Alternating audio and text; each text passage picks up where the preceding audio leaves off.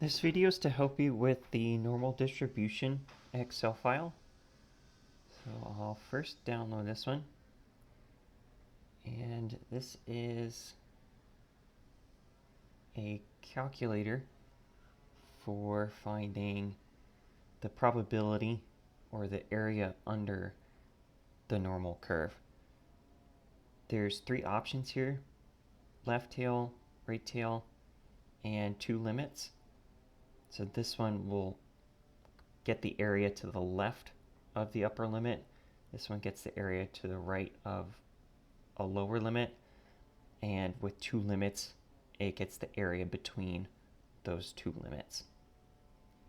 So let's look at a problem.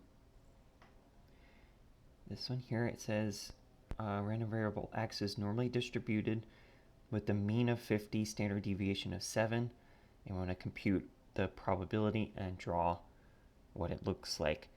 So here, probability x is greater than 35. 35 is to the left of the mean, and we're doing greater than, so we're shading to the right.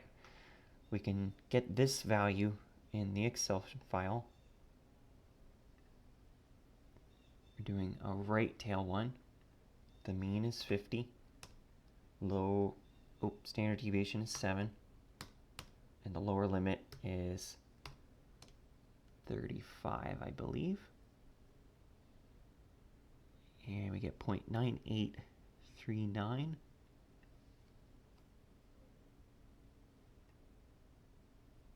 Good. Okay, now let's look at just one more.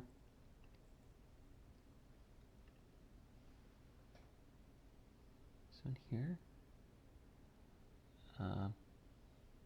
Mean is 50, standard deviation is 14.